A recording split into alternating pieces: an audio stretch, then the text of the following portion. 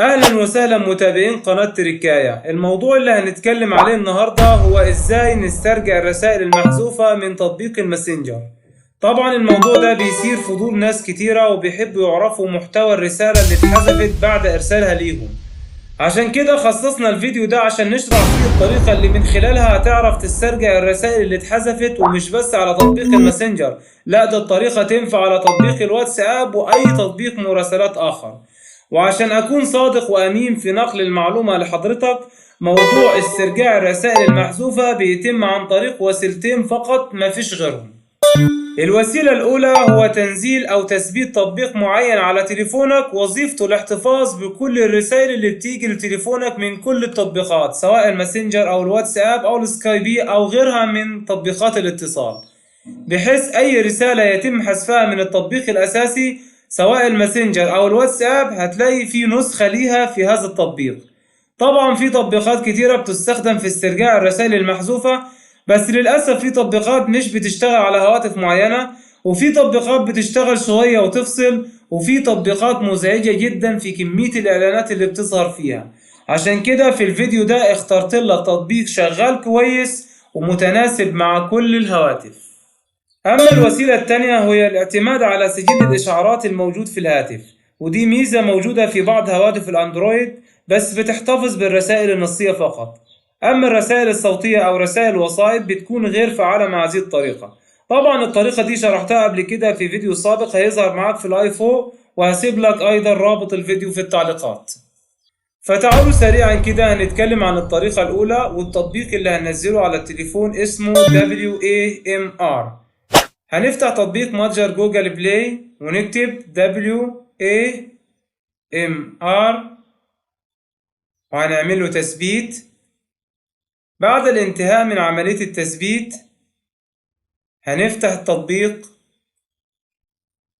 دي الشروط، هنضغط على Accept، بعد كده هنضغط على Enable، وهنا تختار البرنامج WAMR وهنعمل له سماح إن يخزن الإشعارات ويحتفظ بيها. نضغط بعد كده على رجوع، بعد كده التالي، وهنا هنختار التطبيق اللي انت عاوز تحفظ رسائله. فلو اخترت مثلا تطبيق الواتساب، كده كل الرسائل اللي هتيجي في تطبيق الواتساب هيتم الاحتفاظ بها في تطبيق WAMR. حتى لو تم حذفها من تطبيق الواتساب هتلاقيها لسه موجودة في تطبيق WAMR. نفس الكلام ده في التطبيقات التانية. كمان ينفع تختار أكتر من تطبيق في نفس الوقت، يعني ممكن تختار تطبيق الواتساب وتطبيق الماسنجر وأي تطبيق تاني من تطبيقات المراسلات. بس احنا عشان بنتكلم النهاردة عن تطبيق الماسنجر هنختار الماسنجر ونضغط التالي. هنا هنضغط على Enable ونديله سماح، بعد كده هنضغط على Allow، بعد كده هنضغط على استخدام هذا المجلد ونديله سماح، وبكده التطبيق أصبح جاهز للاستخدام. هنبدأ في التطبيق العملي. هنبعت رسالة على الماسنجر، بعد كده نحذفها ونشوف هل تم الاحتفاظ بها في تطبيق WAMR ولا لا. هنبعت رسالة من التليفون التاني وليكن اشترك في القناة، وهننتظر لغاية لما يجي إشعار بالرسالة.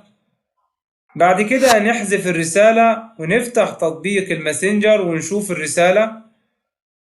طبعا هنلاقي الرسالة محذوفة. بعد كده ندخل على تطبيق WAMR ونشوف الرسالة هل تم الاحتفاظ بها ولا لا. زي ما واضح لحضراتكم الرسالة بالفعل تم الاحتفاظ بها، وبكده أي رسالة يتم حذفها من التطبيق الأساسي هنلاقيها موجودة في تطبيق WAMR. كده وصلنا لنهاية الفيديو. لو عجبك الفيديو يا ريت تدعمنا بلايك واشتراك في القناة، والسلام عليكم ورحمة الله وبركاته.